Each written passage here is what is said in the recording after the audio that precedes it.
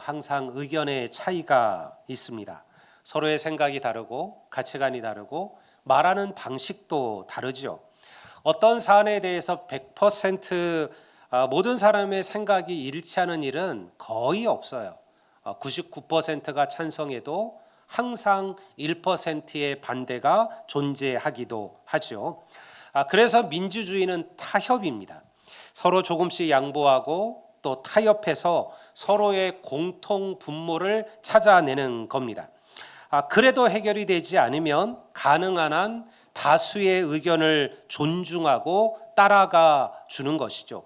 그래서 우리가 대통령 선거에 보면 51대 49가 나올 수 있잖아요.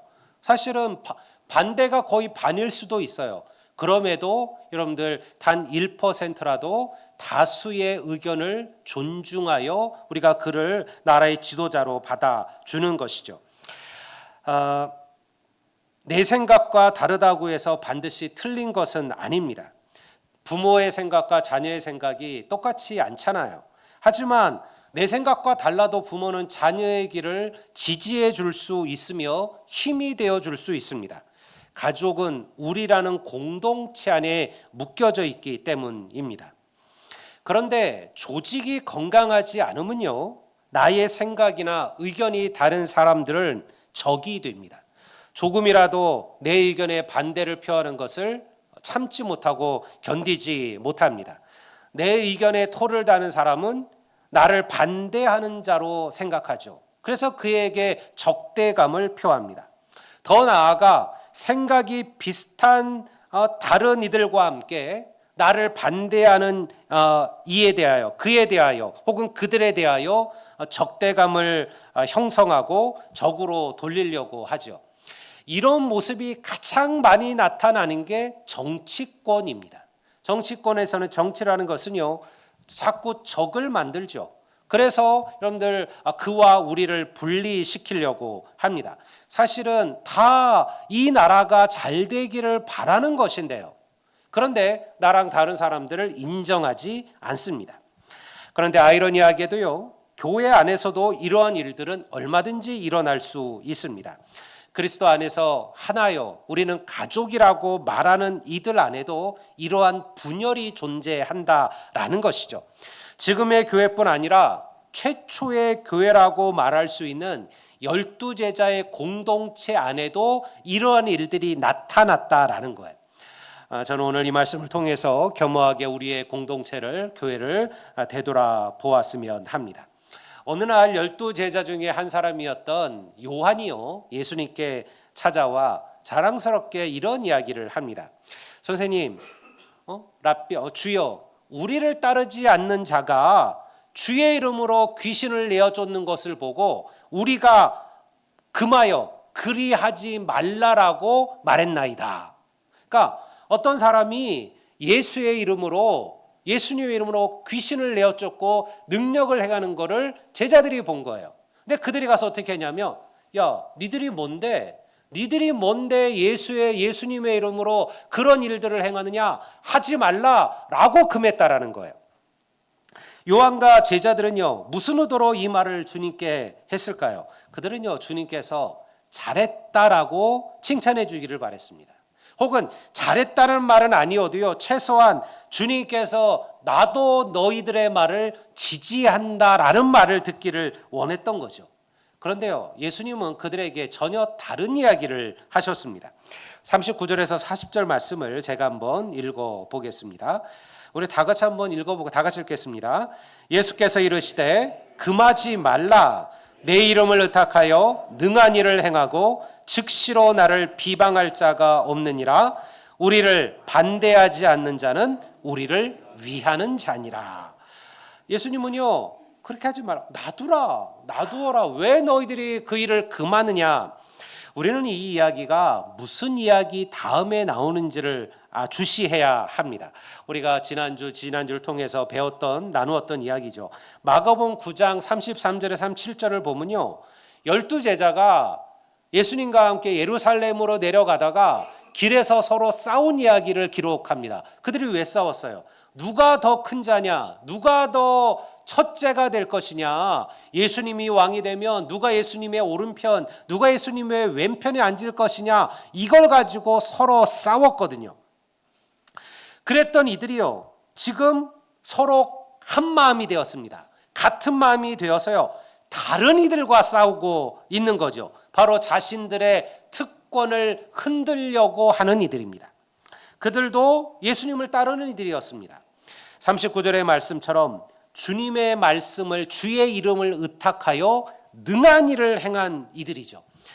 예수님은 당신을 따르는 수많은 이들 가운데 12제자를 선택하셨습니다. 하지만요, 12제자 외에도 예수님을 따르던 수많은 무리들이 많았어요. 그렇기 때문에 주님의 이름으로 그들도 악한 영을 내어쫓고 능력을 행할 수 있었던 거죠. 그들이 주님을 향한 믿음이 없었다면 절대 그 일을 하지 못했을 겁니다.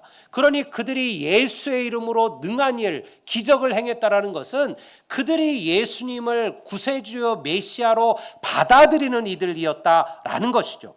단지 그들이 12제자의 공동체 안에 속하지 못했다라는 거예요. 12제자는요, 그래서 스스로 자부심을 가진 거예요. 그 많은 사람들 가운데 우리들은 특별하다, 우리들은 유일하다라고 생각한 겁니다. 여러분, 모두가 12제자처럼 예수님을 따를 수는 없습니다. 12제자는 모든 것을 버리고 주를 따른 이들이었습니다. 어부가 생명처럼 여기는 배를 버리고 그물을 버리고, 그리고 가족과 부모를 떠나 주님을 따른다라는 것은요, 대단한 일이었습니다. 어마어마한 결단을 한 이들이죠. 근데 모든 이들이 그렇게 주를 따를 수는 없어요. 어떤 이들은 12제자 이상으로 주님을 섬겼을 겁니다. 주님을 사랑했을 겁니다. 주님을 따랐을 거예요. 하지만요, 그러나 그렇다고 해서 그들이 가족을 버리고 주님을 따라갈 수는 없었어요. 그들에게는 자신들이 아니면 돌볼 수 없는 부모, 형제, 자녀들이 있었기 때문이죠. 그들이 손을 놓는 순간 수많은 이들이 굶어야 했습니다.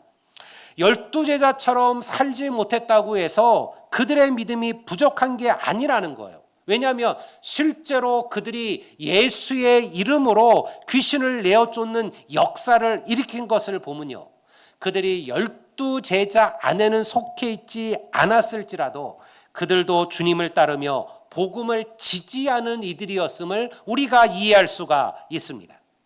성도 여러분, 우리가 다 목회자의 길을 가지는 못합니다. 또는 장로님들이나 중직자들처럼 헌신하며 자기의 시간, 자기의 물질을 하나님께 아낌없이 드릴 수도 없겠죠. 마음은 원이어도요, 할 수 없는 이들도 있습니다. 여러분, 아무리 우리가 애쓰고 노력해도요, 우리 성도들 가운데도 너무너무 주의를 사모하지만 어쩔 수 없이 일 때문에 지금 나오지 못하는 이들도 계셔요. 우리는 너무 쉽게, 야, 그러면 주일날 예배 못 드리면 그 일 때려치워야지, 그만둬야지, 그게 믿음이지. 그건 너무 우리가 우리의 삶을 가볍게 여기는 거예요. 그런 마음이 왜 없을까요? 하지만요, 그렇게 단순한 문제가 아닙니다. 그렇게 쉬운 문제도 아니에요. 여러분, 주일날 일하지 않고 주일날 문을 닫아야만 하나님을 사랑하는 거냐? 아니요, 그렇게 이야기하신 적은 없습니다. 문제는요, 그들의 마음속에 주님을 향한 갈급함과 열망이 있다면 여러분, 그들도 우리 편이요, 그들도 하나님이 사랑하는 하나님의 자녀들임을 믿습니다. 우리가 그것을 보고 그들을 평가할 수 없다라는 거예요. 주님을 사랑한다면 주님도 그들을 사랑하셔요. 모든 그리스도인들에게는 각자의 소명이 있습니다. 저에게는 목회자의 소명을 주셨습니다. 저보다 더 많이 배운 분들도 여기 계실 수 있겠죠. 여러분, 저보다 훨씬 더 똑똑하고 지혜로우신 분들도 여러분들 이 자리에 계실 겁니다. 그럼에도 불구하고 여러분들이 부족한 목사의 말씀을 하나님의 말씀으로 받고 순종하는 것은 하나님께서 내게 주신 소명을 인정해 주셨기 때문이죠. 어떤 이들에게는 복음을 전하는 사명을 주셨습니다. 어떤 이들에게는 가르치고 누군가를 섬기고 돌보는 일들을 맡기기도 하셨어요. 교회를 돌보는 것만 소명은 아니에요. 가족을 위해 직장에서 일하고요, 그리고 아이들을 돌보고 살림을 꾸려가는 것도 하나님의 주신 주님의 소명이에요. 우리는 각자의 자리에서 하나님의 일을 합니다. 누구의 소명이 더 크고 누구의 소명이 더 소홀한 것은, 작은 것은 없어요. 우리 모두가 다 함께 하나님의 일을 이루어 가기 때문에 그렇습니다. 그러면 제자들은 왜 다른 사람들이 주의 이름으로 이런 위대한 놀라운 역사를 행하는 것을 금지시켰을까요? 아까 말한 그대로입니다. 그들은요, 그 사역이 자기들에게만 주어진 특권이라고 여겼습니다. 실제로 마가복음 6장을 보면 예수님께서 제자들을 둘씩 나누어서 전도 여행을 보내죠. 그들이 그렇게 나가서요, 어떤 일을 행합니까? 예수의 이름으로 귀신을 내어 쫓고 병든 자를 고치는 그런 능력을 행합니다. 문제는요, 그들이 그때부터 착각하기 시작한 거예요. 그들이 그 능력이 바로 자기의 능력이라고 생각한 겁니다. 그들의 권능이 자신에게서 온 것이 아니라 주님에게서 온 것임에도 불구하고 마치 자기가 자기의 능력으로, 자기의 힘으로 그 능력을 행했다라고 착각한 거죠. 여러분, 그래서 그들이 귀신 들린 그 아이의 질병을 고치지 못하고 그러한 조롱과 그러한 수모를 받은 거예요. 왜? 하나님의 능력을, 주의 능력을 믿은 게 아니라 내 능력을 믿었기 때문이죠. 그러니 그들은요, 그런 일을 하는 이들을 보면서 질투와 분노가 일어난 거예요. 아니, 우리처럼 이렇게 온전히 주를 따르고 주를 섬기고 주님과 함께 일하는 이런 헌신과 수고를 하지 않은 이들이 자기들과 같은 권능을 행하는 것을 견딜 수가 없었던 거예요. 최소한 그들이 자기들에게 허락을 받거나 통제를 받아야 한다라고 여긴 겁니다. 그래서 그들이 그런 것들을 보고 막은 거죠. 여러분, 이런 어리석음들이 오늘날 교회 안에서도 여전히 일어나고 있습니다. 교회 안에, 많은 교회들 안에 특권의식이 자라납니다. 우리가 흔히 텃세라는 말을 쓰기도 하죠. 오래 교회를 헌신하고 섬긴 이들이 있습니다. 하나님 앞에 얼마나 귀하고 얼마나 소중한 그러한 하나님의 사명자들일까요? 어렵고 힘든 시간을 견디어내며 자리를 지켰습니다. 어려워도 하나님께 물질을 드리고 시간을 내어 섬기고 봉사했어요. 주님의 교회를 내 몸처럼 돌보았습니다. 문제는요, 그러다가 어느 순간 내가 자신이 교회의 주인이라고 착각하게 되는 거예요. 자기도 모르게 특권의식에 빠지게 됩니다. 자신이 교회의 주인이 되려고 하죠. 성도 여러분, 세상에 사람이 주인인 교회는 없습니다. 교회는 목사의 교회가 아닙니다. 장로님이나 권사님들의 교회도 아닙니다. 모든 교회는 주님의 교회임을 믿습니다. 이것이 우리가 교회를 바라보는 유일한 관점이에요. 모든 교회는 하나님의 교회입니다. 가이사랴 빌립보에서 예수님은요, 주는 그리스도시요 살아계신 하나님의 아들이라고 고백하는 베드로를 칭찬하셨어요. 그리고 이런 이야기를 하셨죠. 내가 이 신앙 고백이에 내 교회를 세우리니 음부의 권세가 이기지 못하리라. 내가 이 신앙 고백이에 나의 교회를 세우리라. 누구의 교회라고요? 주님의 교회입니다. 주님께서 주님의 교회를 세운다라는 것이죠. 그러니요, 누가 주님의 교회 안에서 특권을 이야기하고 누가 주님의 교회 안에서 텃세를 말할 수 있을까요? 그것은요, 교회를 내 교회라고 착각하는 거예요. 여러분, 나의 헌신, 나의 수고를 사람들에게 꼭 보이려 하실 필요가 없어요. 남들이 알아주어야만 그 헌신이 빛나는 것도 아니에요. 은밀히 보고 계시는 주님께서 보고 계시고 듣고 계시고 알고 계심을 믿으시기를 바랍니다. 어려운 성도들이 있습니다. 하나님께 드리고 싶어도 드릴 수 없는 이들이 있죠. 하루하루 사는 것이 쉽지 않은 이분들도 계십니다. 여러분, 헌금 11조? 여러분, 여기에 못하셔도 아무런 문제 없습니다. 없어서 못하는 것은요, 전혀 문제가 되지 않습니다. 하나님을 우리에게 요구하지도 않습니다. 하지만 할 수 있음에도, 충분히 나눌 수 있음에도 나누지 못한다면 하나님은 그것을 죄라고 말씀하시는 거예요. 어리석은 부자의 비유에서 주님은 그를 책망하신 이유가 무엇일까요? 그가 부자여서 주님께서 그를 책망한 게 아니에요. 부자와 거지 나사로의 이야기에서 주님께서 그 부자를 책망하신 이유가 뭐예요? 그가 부자고 그가 잘 먹고 잘 살았다고 그를 책망하신 게 아니에요. 그가 자기에게 주어진 것들을 그저 자신들의 쾌락과 즐거움만을 위하여 쌓아두고 축적했다는 데 있다는 거예요. 여러분, 그것이 하나님께서 그들을 책망하신 이유입니다. 여러분, 중요한 것은 우리의 마음이고 우리의 심령입니다. 우리 안에 하나님에 대한 사랑이 있고 구원에 대한 감격과 기쁨이 있다면 충분해요. 여러분, 모든 기도에 오시면 좋죠. 저도 오시기를 바라고 그렇게 권면합니다. 그러나 못 오셔도 괜찮습니다. 여러분, 누구처럼 특별한 은사나 특별한 능력이 없어도 괜찮아요. 함께 예배하고 함께 기도하고 함께 말씀을 붙드는 이들이라면 우리는 모두 주님을 붙드는 주의 가족임을 믿으시기를 바랍니다. 교회 안에도 우리끼리의 모임이 존재하죠. 바울이 고린도 교회를 책망했을 때 바울이 가장 큰 책망은 뭐냐면 성도들이 서로 당짓는 일이었습니다. 편한 사람들이 서로 자주 모이게 되고요. 만나게 되는 것은 자연스러운 일이에요. 좀 그런 일이 많으면 좋아요. 여러분들 교회에 좀 다양하게 이렇게 모이고 저렇게 모이고 이 모임으로 모이고 저 모임으로 모여서 성도들이 서로 뭉쳐지고 끈끈하게 여러분들 우리가 교제하는 것은요 너무너무 복되고 은혜스러운 일들입니다. 하지만요 그 모임이 누군가가 들어올 수 없는 모임이 되고 누군가를 평가하고 판단하는 모임이 되면 그것은 그리스도인의 모임이 될 수가 없다라는 거죠. 여러분, 교제를 위한 모임이 예배와 섬김과 기도의 모임보다 우선순위가 되면 안 됩니다. 그것은 하나님의 교회의 덕을 해치는 일들입니다. 보세요. 세상에서는요 비슷한 그룹들이 뭐예요? 세상에서는 다 자기의 수준과 레벨을 맞추려고 하지요. 인터넷상에 보면 그 동아리들이 많습니다. 거기에 보면 자동차 동아리도 엄청 많아요.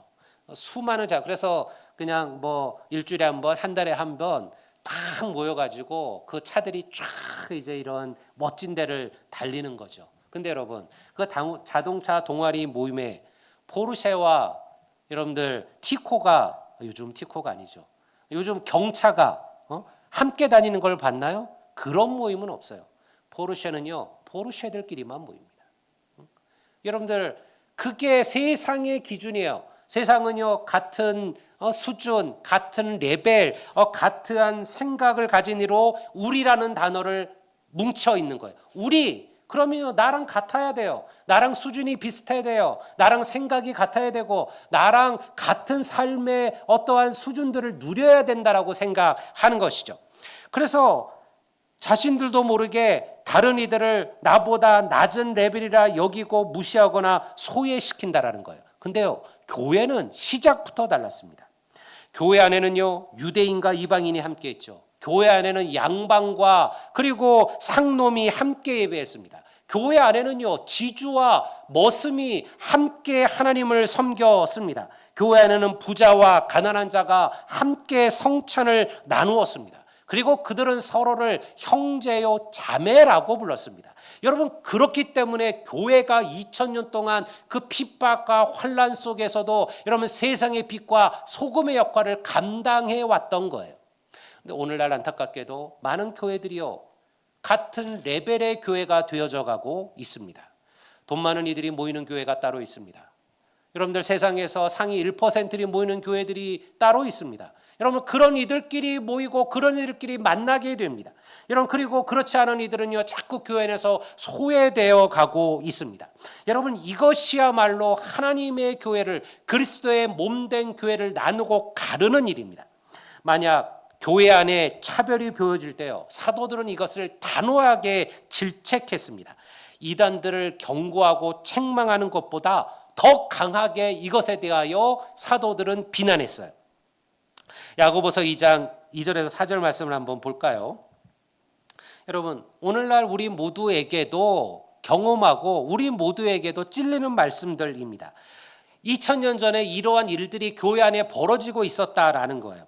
만일 너희 회당에 금가락지를 끼고 아름다운 옷을 입은 사람이 들어오고 또 남루한 옷을 입은 가난한 사람이 들어올 때 너희가 아름다운 옷을 입은 자를 눈여겨보고 말하되 여기 좋은 자리에 앉으소서 하고 또 가난한 자에게 말하되 너는 거기 서 있든지 내 발등상 아래에 앉으라 하면 너희끼리 서로 차별하며 악한 생각으로 판단하는 자가 되는 것이 아니냐.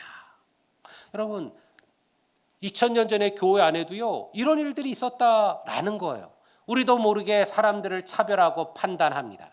여러분들 여기는 뭐 금가락지 뭐 좋은 옷이라고 얘기하지만요, 우리 지금으로 치면 명품을 걸치고 그리고 비싼 차를 타고요, 그리고 누군가가 교회를 들어오게 되면 사람들도 모르게 우리도 모르게 그를 눈여겨본다는 거예요. 그리고 그를 좋은 자리로 대접받는 자리로 인도한다라는 것이죠.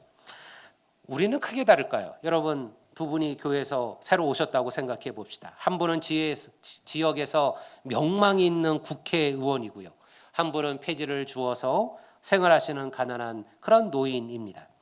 아마 시키지 않아도요 그 국회의원 옆에는요 수많은 사람들이 달라붙을 겁니다. 챙길 겁니다. 이런 분들이 우리 교회 나오시면 우리 교회가 얼마나 부흥이 될까, 우리 교회가 얼마나 힘이 될까, 얼마나 많은 사람들이 이분 때문에 우리 교회를 나와줄까. 나쁜 의도는 아닐 겁니다. 좋은 의도와 주님의 교회를 부흥시키려는 그런 생각들이 아마 그렇게 할 겁니다. 그런데요 여러분 그 나이 드신 남루한 어르신 곁에도 그러한 환대가 있을까요? 여러분 우리 교회는 그러한 교회인 줄로 믿으시기를 바랍니다. 그렇게 돼야 한다는 거예요. 여러분 이것이 남루한 일을 먼저 챙기라는 것이 아니에요. 그 둘을 차별하지 말라라는 것입니다. 믿음 안에서 우리는 차별을 없애야만 합니다. 주님은 우리를 차별하지 않으셨습니다. 만약 주님께서 우리를 차별하셨다면 여러분 우리 가운데도 누구는 구원받고 누구는 구원받지 못하지 않으셨을까요? 여러분 주님께서 만약 얼굴로 구원을 결정하셨다면 우리 가운데 몇 분이나 이 자리에 서 계실까요? 뭐 저는 그래도 상당히 되지 않을까 싶어요. 여러분 주님께서 만약 물질로 구원을 결정하셨다면요 우리 가운데 몇 분이나 구원받았을까요? 주님께서 많이 배운 것으로 구원을 결정하셨다면요 여러분 주님은요 우리를 차별하지 않으셨습니다. 우리가 많이 배우든 가난하든 건강하지 않든 여러분 구원의 은혜는 모든 이들에게 동일하게 부어지는 거예요. 그러니 여러분 주위를 돌아보십시오. 분명히 하나님의 구원이 필요한 이들이 있습니다. 가난한 이들, 병든 이들, 나이 든 이들 상관없습니다. 여러분 누구에게든 생명의 복음이 전해지면 여러분 하나님께서는 그 한 영혼을 천하보다 귀하게 여기실 줄로 믿습니다. 이것이 주님께서 하신 40절의 말씀이죠. 우리를 반대하지 않는 자는 우리를 위하는 자니라.